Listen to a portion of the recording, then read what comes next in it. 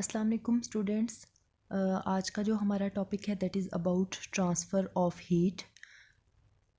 There are 3 modes of transfer of heat.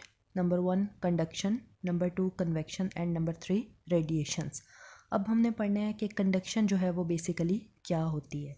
तो conduction जो है उसके लिए हम ये डायग्राम देखते हैं कि सपोज़ दैट आपने एक रॉड लिया है जिसकी लेंथ जो है वो L है और इसमें एनर्जी फ़्लो कर रही है from one place to another. जैसा आपने कोई स्पून ले लिया है, कोई ऐसी चीज़ ले ली है जिसको जब आप हीट पर रखते हैं तो फिर क्या है कि एक साइड से दूसरी साइड की तरफ एनर्जी जो है या हीट जो है वो ट्रांसफ़र होना स्टार्ट हो जाती है, ठीक है। और थोड़ी देर के बाद उसका दूसरा सिरा जो है वो भी आपको गर्म फील होता है। तो इसका मतलब क्या है कि एनर्जी ट्रांसफ़र हुई है from one place to another place. तो इसी तरह से आपने एक रॉड L ले लिया है और इसके अंदर जो है वो इसी तरह से आपने एक तरफ हॉट रेजरवायर T1 टेम्परेचर पर रखा है, दूसरी साइड पर क्या है लो रेजरवायर है। यानी एक साइड का टेम्परेचर उसका ज़्यादा है, उसको आपने हीट अप किया है या आपने किसी भी तरीके से उसको एनर्जी प्रोवाइड की है, और दूसरी साइड की जो एनर्जी है वो क्या है लो है, वहाँ पे कोल्ड रेजरवायर रखा हुआ है या वहाँ का टेम्परेचर जो है वो लो है।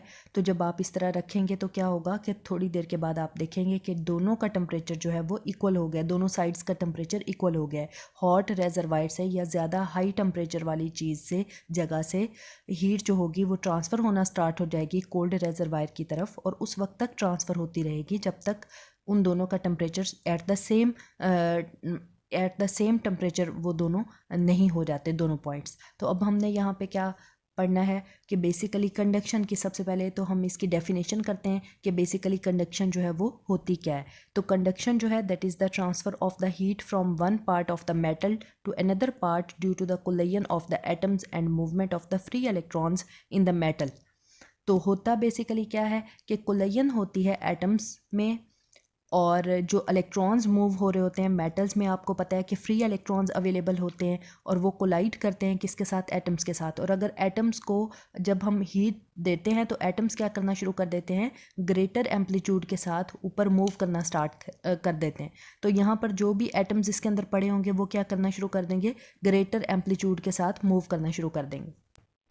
और जब वो ग्रेटर एम्पलीट्यूड के साथ एटम्स मूव करना शुरू कर देंगे, ग्रेटर एम्पलीट्यूड के साथ मूव करना शुरू कर देंगे, उनकी वाइब्रेशंस ज़्यादा हो जाएंगी उनके due to the increase in kinetic energy of atoms.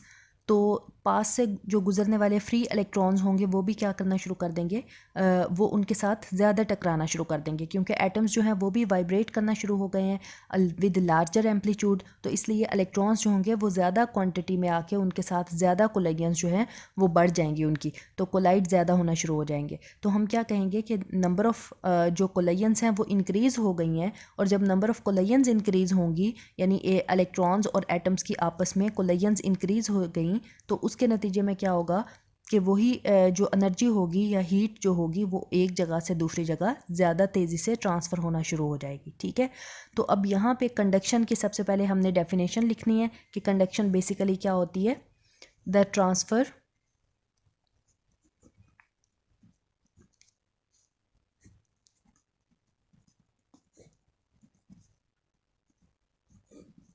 of heat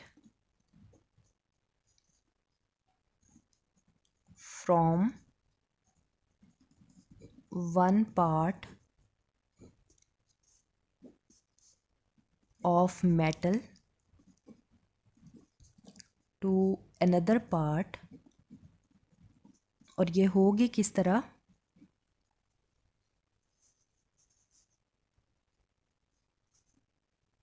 due to collisions of atoms and free electrons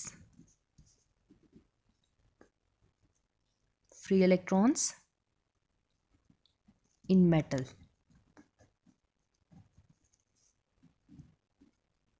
ठीक हो गया। अब ये तो है हमारे पास एक डेफिनेशन, ये हमने इसको क्या कर दिया है, डिफाइन कर दिया है,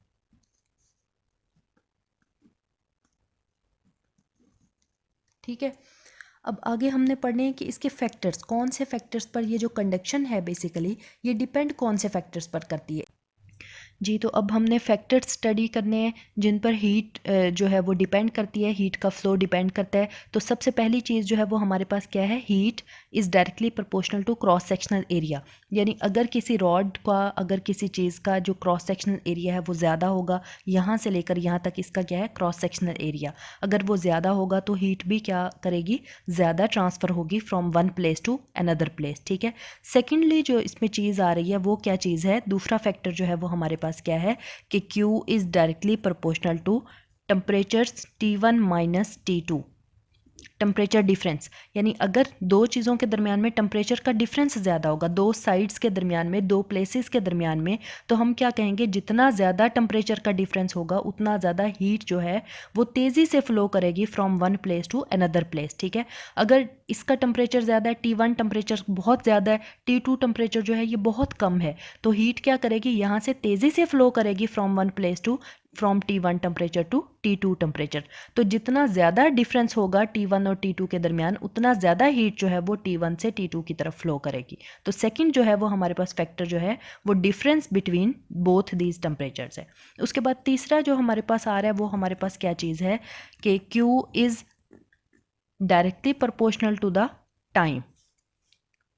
तीसरी जो चीज़ है वो हमारे पास क्या है कि हीट जो होगी, अगर हम ज़्यादा टाइम देंगे तो ज़्यादा हीट जो है वो ट्रांसफ़र होगी, एक जगह से दूसरी जगह हीट का ट्रांसफ़र जो है वो ज़्यादा होगा दैट टाइम के लिहाज से। तो अगर ज़्यादा टाइम होगा तो एक जगह से दूसरी जगह हीट जो है वो ज़्यादा अमाउंट उसकी ट्रांसफ़र होगी। ठीक है। उसके बाद फोर्थ फैक्टर आता है जो कि किस चीज़ के बारे में है, fourth factor Q is inversely proportional to length of that conductor. अगर तो बहुत ज़्यादा लेंथ का ये कंडक्टर है, लेंथ ज़्यादा है, तो क्या होगा, हीट को एक जगह से दूसरी जगह ट्रांसफ़र होने में ज़्यादा टाइम लगेगा। हीट जो है वो उसकी अमाउंट जो है वो कम ट्रांसफ़र होगी एक जगह से दूसरी जगह, क्योंकि लेंथ बहुत ज़्यादा है तो हीट को एक जगह से दूसरी जगह जाते हुए काफ़ी टाइम लगेगा। दरमियान में एटम्स और मॉलिक्यूल्स जब कंडक्शन के थ्रू टकराएंगे एक दूसरे के साथ तो आहिस्ता आहिस्ता हीट जो है वो दूसरी जगह तक ट्रांसफ़र होगी। तो अगर लेंथ ज़्यादा है तो Q हीट जो है वो कम ट्रांसफ़र होगी। तो length is inversely proportional to the Q, यानी Q जो है हीट वो कम ट्रांसफ़र होगी अगर लेंथ ज़्यादा है, अगर लेंथ कम है तो Q हीट जो है वो ज़्यादा ट्रांसफ़र हो सकेगी। तो फोर्थ फैक्टर जो है वो हमारा क्या है, Q is inversely proportional to the length of that conductor. By combining all these factors, which is Q is directly proportional to A, Q is directly proportional to temperature differences T1 minus T2, Q is directly proportional to time, and Q is inversely proportional to length, we get an equation which is equal to Q is directly proportional to A T1 minus T2 T divided by L। जब ये proportionality sign को ख़त्म करेंगे तो हमारे पास क्या आ जाएगा, एक प्रोपोर्शनैलिटी कांस्टेंट आ जाएगा विच इज़ इक्वल टू के, which is also called the thermal conductivity, and A T1 minus T2 T divided by L, ये सेम एज इट इज़ रहेगा। उसके बाद अगर ये T जो इससे मल्टीप्लाई हो रहा है, अगर ये दूसरी साइड पर जाकर डिवाइड कर दें तो ये क्या बन जाएगा, Q divided by T which is equal to K A T1 minus T2 divided by L। Now what is thermal conductivity. Thermal conductivity क्या होती है भाई, कि अगर टेम्परेचर को इंक्रीज़ करते हैं हम तो क्या है, किसी चीज़ के अंदर से कंडक्शन स्टार्ट हो जाती है। तो ज़्यादा कंडक्टिविटी जो है, कंडक्टिविटी का मतलब ये है कि ज़्यादा कंडक्शन उसमें से हो रही है, ज़्यादा उसके अंदर से हीट जो है वो एक जगह से दूसरी जगह जा रही है। थर्म का मतलब होता है हीट, और कंडक्टिविटी का क्या मतलब है कि कंडक्शन ज़्यादा हो रही है उसकी। तो अब यहाँ पर हमारे पास के जो है that is thermal conductivity, and that depends on the nature of the material, depends on the nature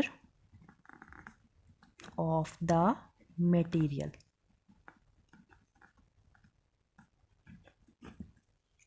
ठीक है जी। तो यहाँ पर Q डिवाइडेड बाई T क्या चीज़ है हमारे पास, Q divided by T, Q क्या था, हीट, और T क्या है हमारे पास, टाइम। तो this is called the rate of heat flow which is also represented by capital H। Capital H क्या है हमारे पास, रेट ऑफ हीट फ्लो। अब हम इसको रिप्लेस कर देंगे इसी इक्वेशन में, तो ये बन जाएगी H is equal to K A T1 minus T2 divided by L। If T1 is equal to TH। TH क्या है हमारे पास, हाई टेम्परेचर रेजरवायर, और T2 अगर हम उसको लो टेम्परेचर रेजरवायर ले लें तो इसको रिप्लेस कर दें इसी एक्वेशन में, तो ये क्या बन जाएगी हमारे पास equation, KA TH minus TL divided by L which is equal to heat. अब अगर इस K को मैं डिवाइड कर दूं इस L के साथ, L के नीचे ले आएँ तो यहाँ पर क्या बन जाएगा, क्योंकि आपको पता है कि अगर यहाँ पर कोई चीज़ मल्टीप्लाई हो रही है तो वो यहाँ पर इसके नीचे, इस क्वांटिटी के नीचे यानी डबल बटे में नीचे जा सकती है, तो हम इसे क्या कहेंगे, A TH minus TL divided by L divided by K। मैंने अब यहाँ से K ख़त्म कर दिया है, K यहाँ पर नहीं है और ये मैंने यहाँ पे लगा दिया है, इज इक्वल टू H। ये हमारे पास फाइनल इक्वेशन बन गई है। अब ये जो इक्वेशन, ये जो चीज़ है L divided by K, L क्या है, लेंथ, एंड K क्या था, थर्मल कंडक्टिविटी। यहाँ पर हम लिख भी देते हैं लेंथ, और दूसरी चीज़ हमने क्या लिखी है यहाँ पर, थर्मल कंडक्टिविटी।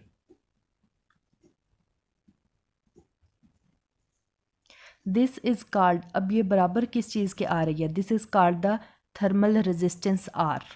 ये दोनों चीज़ों की जो रेशो है, यानी लेंथ को अगर हम डिवाइड कर देते हैं किसके साथ, थर्मल कंडक्टिविटी के साथ, तो ये हमारे पास क्या बन जाता है, थर्मल रेजिस्टेंस। और इसका दूसरा नाम जो है वो क्या है, R वैल्यू। इसका दूसरा नाम हमने क्या यहाँ पर लिखा है, R वैल्यू।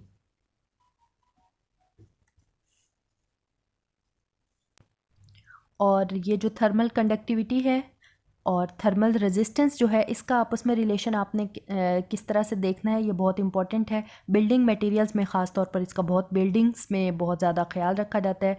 तो बिल्डिंग मटेरियल्स को चूज़ करते हुए इसे ख्याल रखा जाता है कि थर्मल रेजिस्टेंस अगर किसी चीज़ की, या R वैल्यू किसी चीज़ की ज़्यादा है, यहाँ पर हमने लिख दिया है R। अगर किसी चीज़ की थर्मल कंडक्टिविटी कम है और R वैल्यू उसकी क्या है, ज़्यादा होगी, क्योंकि ये आपस में क्या है, दोनों इन्वर्सली प्रोपोर्शनल है। तो थर्मल कंडक्टिविटी जो है अगर किसी चीज़ की कम है और R वैल्यू ज़्यादा है, तो इसका मतलब क्या होगा कि वो चीज़ पोर थर्मल कंडक्टर है और बेस्ट इंसुलेटर है। पोर थर्मल कंडक्टर और बेस्ट इंसुलेटर, तो यहाँ हम लिख देते हैं पोर कंडक्टर है वो, पोर थर्मल कंडक्टर।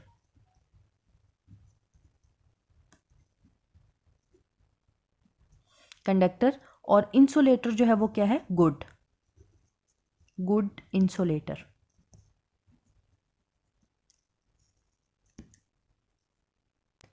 अब नेक्स्ट हम आते हैं दोबारा से रेट ऑफ हीट ट्रांसफ़र पर, कि वो किस पर डिपेंड करता है। इसके लिए हमने क्या किया है कि दोबारा से एक स्लैब ले ली है जिसकी थिकनेस क्या है, डेल्टा एक्स के बराबर है, और टेम्परेचर T1 है और दूसरा टेम्परेचर क्या है, T2। यानी एक दोबारा से एक ये हाई टेम्परेचर आ गया है और दूसरा क्या है हमारे पास, लो टेम्परेचर है। कंडीशन हमने लगा दी है T1 is greater than T2। तो अब यहाँ पर जब ये एनर्जी फ़्लो हो रही है हाई टेम्परेचर से लो टेम्परेचर की तरफ, ठीक है। तो अब यहाँ पर जो हीट ट्रांसफ़र है वो डिपेंड करेगा, यानी heat transfer H that is equal to minus KA dt divided by dx। यानी ये नेगेटिव साइन है हमारे पास, और साथ में क्या है, dt डिवाइडेड बाय dx। यानी विद रिस्पेक्ट टू पोजीशन जो है वो टेम्परेचर चेंज हो रहा है, और हीट जो है वो इसके साथ डायरेक्टली प्रोपोर्शनल में आ रही है। हीट जो है वो टेम्परेचर के साथ विद रिस्पेक्ट टू पोजीशन जो हम इसका डेरिवेटिव ले रहे हैं, या अगर हम इसे कहें कि ये हमारे पास टेम्परेचर चेंज हो रहा है विद रिस्पेक्ट टू पोजीशन। इस स्लैब में आप देख सकते हैं कि ये टेम्परेचर जो है इस सिरे पर इसका टेम्परेचर हायर है, दूसरे सिरे पर इसका टेम्परेचर क्या है, लो है। तो स्लैब के अंदर से टेम्परेचर जो है वो with respect to position change हो रहा है। तो यहाँ पर dt डिवाइडेड बाई dx यानी temperature with respect to position हम ले रहे हैं। तो temperature with respect to position यहाँ पर क्या है, यहाँ पर डिफरेंट है, यहाँ पर डिफरेंट है, यहाँ पर डिफरेंट है, क्योंकि ये पोजीशन के ऊपर डिपेंड कर रहा है। तो ये हाई टेम्परेचर रेजरवायर है, तो इसके पास वाली जो पोजीशन होगी उसका भी टेम्परेचर जो होगा वो इस प्लेस की निस्बत थोड़ा ज़्यादा होगा। और यहाँ पर क्या है टेम्परेचर, क्योंकि ये लो रेजरवायर है इसलिए इसके पास जो प्लेसेस होंगी, जो पोजीशंस होंगी, वहाँ पर टेम्परेचर भी क्या होगा, लो होगा। तो वो कहता है कि जो हीट फ्लो है बेसिकली वो क्या है हमारे पास डिक्रीजिंग, ये जो नेगेटिव साइन है ये शो करता है कि decreasing temperature dt divided by dx की डिक्रीजिंग वाली साइड पर जो है ये हीट फ्लो कर रही है। सो dt divided by dx is called the temperature gradient.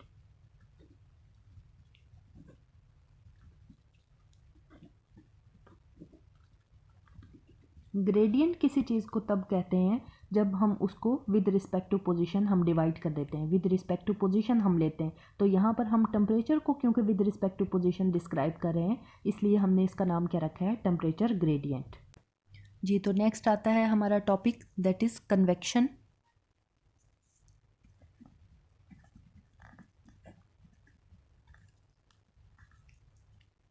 अब कन्वेक्शन क्या चीज़ होती है?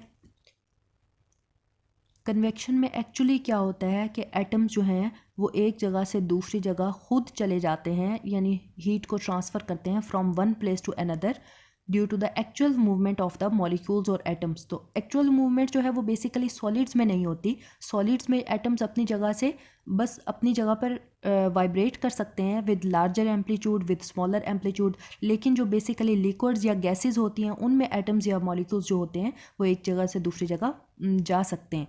तो सॉलिड्स में मूव नहीं करेंगे लेकिन लिक्विड्स और गैसेस में मूव करेंगे। तो कन्वेक्शन जो है वो that only possible in liquids and gases. तो यहाँ पर हमने लिख देना है ये किस चीज़ में पॉसिबल है, liquids and gases,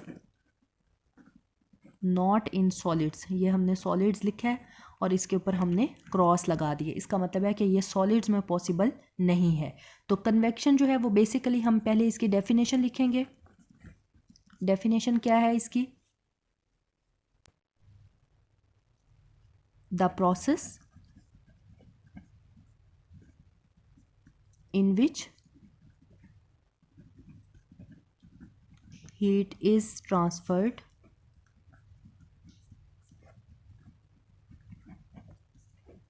from one place to another by the actual movement of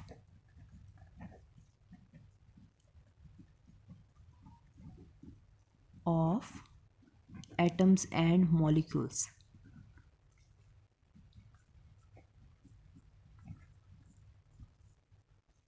ठीक है, अब ये तो कन्वेक्शन हो गई हमारे पास। अब ये कौन कौन से फैक्टर्स पर डिपेंड करती है?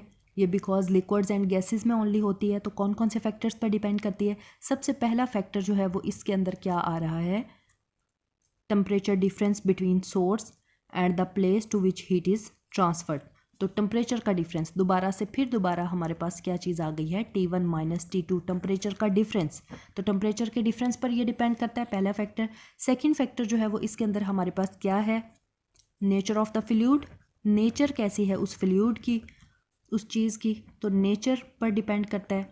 उसके बाद थर्ड जो है वो चीज़ हमारे पास क्या है जी, कि ये density, viscosity, specific heat and thermal conductivity of the fluid पर डिपेंड करता है। तो डेंसिटी पर भी ये डिपेंड करता है, ये हमने लिख दिया, डेंसिटी पर डिपेंड करता है। उसके बाद ये विस्कोसिटी पर डिपेंड करता है, विस्कोसिटी कैसी है उस मटेरियल के। विस्कोसिटी क्या चीज़ होती है, विस्कस कब होता है कोई मटेरियल या कोई चीज़, कोई फ्लूइड है, विस्कस कब होगा, अगर उसकी फ्रिक्शन जो है वो between different layers of the fluid ज़्यादा होगी तो वो क्या होगा, विस्कस होगा। जैसा कि हम हनी की एग्जांपल लेते हैं कि honey is more viscous than water, तो ये चीज़ आ गई उसकी विस्कोसिटी। उसके बाद उसकी स्पेसिफिक हीट, तो स्पेसिफिक हीट जो है उस पर भी ये डिपेंड करता है। और फोर्थ फैक्टर फिर उसी के साथ आ रहा है, थर्मल कंडक्टिविटी, जो हम ऊपर पढ़ चुके हैं, दैट इज़ थर्मल कंडक्टिविटी, इस पर भी ये डिपेंड करता है। अच्छा जी, नेक्स्ट जो है वो हमारे पास इसी के साथ फोर्थ फैक्टर आ रहा है, वो क्या चीज़ है, वेलोसिटी ऑफ द फ्लूइड। किस वेलोसिटी के साथ वो फ्लूइड फ्लो कर रहा है उस पर भी जो है वो ये कन्वेक्शन डिपेंड करेगी। तो ये कन्वेक्शन जो फोर फैक्टर्स पर ये डिपेंड करती है कन्वेक्शन। जी, तो नेक्स्ट टर्म आ रही है नेचुरल कन्वेक्शन। नेचुरल कन्वेक्शन किस वजह से होगा? Due to the difference in densities. जैसा कि अगर हम कोई फ्लेम है हमारे पास, फ्लेम शोला यानी आग का, उसके इर्द गिर्द जो हवा होगी उसमें हीट ट्रांसफ़र होगी due to the natural convection. और सेकंड हम इसकी एग्जांपल ले सकते हैं। पहला हमारे पास आ गया फ्लेम और एयर अराउंड, हम इसे लिखेंगे एयर अराउंड फ्लेम, ठीक है। और सेकंड जो है वो हमारे पास क्या चीज़ है, हम एग्जांपल ले रहे हैं बीच की, मीन्स एयर फ्लो एट बीच। उसके बाद नेक्स्ट टर्म जो है वो हमारे पास क्या है, फोर्स्ड कन्वेक्शन। तो फोर्स्ड कन्वेक्शन जो है वो कब होगी? जब हम फोर्स करेंगे किसी कन्वेक्शन को, हीट को किसी चीज़ के थ्रू फोर्स करेंगे, किसी डिवाइस के थ्रू फोर्स करेंगे एक जगह से दूसरी जगह हीट को ले जाने के लिए। जैसा कि अपने रूम्स को हीट अप करने के लिए हम वार्मर्स को यूज़ करते हैं, तो वो वार्मर्स हमारे पास क्या है, वो किस मेथड को यूज़ कर रहे हैं, फोर्स्ड कन्वेक्शन को यूज़ करें। तो यहाँ पर हम उसकी एग्जांपल ले लेंगे, वार्मर्स और फर्नेस ब्लोअर्स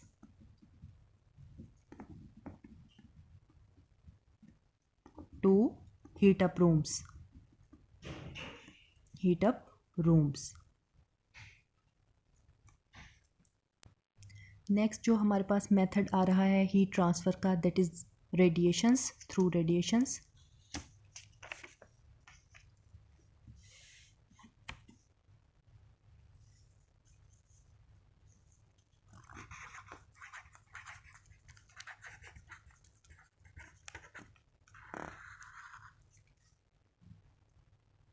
अब रेडिएशंस में क्या होता है कि रेडिएशंस इलेक्ट्रोमैग्नेटिक वेव्स होती हैं, और ये जो मेथड है बेसिकली ये क्या है कि वो प्रोसेस है जिसमें हीट ट्रांसफ़र होती है one place to another in the form of waves without the material medium. तो मटेरियल मीडियम वहाँ पर मौजूद नहीं होता, और वन प्लेस टू अनदर जा रही होती है heat, one place to another through that waves और through that electromagnetic radiations, electromagnetic radiations. अब आपको पता है कि सन से जो लाइट आ रही है अर्थ की तरफ, वो क्या है, अब अर्थ, ये हमारे पास अर्थ है और ये हमारे पास क्या है, सन, ठीक है। तो सन से लाइट जा रही है अर्थ की तरफ, या सन से हीट जा रही है अर्थ की तरफ, तो वो क्या है, इन the form of electromagnetic radiations है। और इनके दरमियान में किसी किस्म का कोई मीडियम मौजूद नहीं है, विदाउट मीडियम यहाँ से हीट जो है वो ट्रांसफ़र हो रही है। तो ये कौन से मेथड के थ्रू हो रही है, through the method of radiations, ठीक है। तो हम इसकी डेफिनेशन लिखेंगे कि it is the process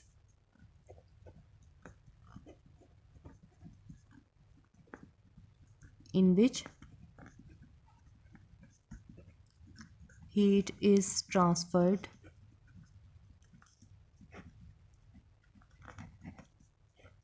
from one place to another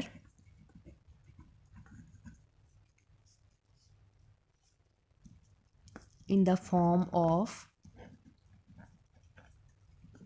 waves without the material medium। Example हमारे पास वाज़े तौर पर किसकी है, सन की और अर्थ की हमारे पास एग्जाम्पल है। दरमियान में रेडिएशंस जा रही हैं, और ये क्या है, ये मेथड भी रेडिएशंस का ही कहलाता है, हीट का ट्रांसफ़र हो रहा है थ्रू द रेडिएशंस। जी, तो जो इलेक्ट्रोमैग्नेटिक वेव्स हैं, इलेक्ट्रोमैग्नेटिक रेडिएशंस हैं, हीट रेडिएशंस हैं या लाइट वेव्स हैं, ये दोनों सिमिलर प्रॉपर्टीज़ रखती हैं, दोनों इलेक्ट्रोमैग्नेटिक स्पेक्ट्रम के साथ बिलोंग करती हैं। इन दोनों की प्रॉपर्टीज़ सेम हैं, सेम लॉज को ये ओबे करती हैं। तो जितना कोई बॉडी इलेक्ट्रोमैग्नेटिक वेव्स को एब्जॉर्ब करती है, उसी तरह से ही उतना ही ज़्यादा वो रेडिएट करती है इलेक्ट्रोमैग्नेटिक वेव्स को अपने अंदर से। तो इलेक्ट्रोमैग्नेटिक रेडिएशंस जो हैं वो जितना ज़्यादा कोई बॉडी एब्जॉर्ब करेगी, उसका टेम्परेचर भी ज़्यादा होगा, और वो अपने अंदर से उतनी ज़्यादा इलेक्ट्रोमैग्नेटिक वेव्स को बाहर एमिट करेगी या रेडिएट करेगी, ठीक है। Thank you.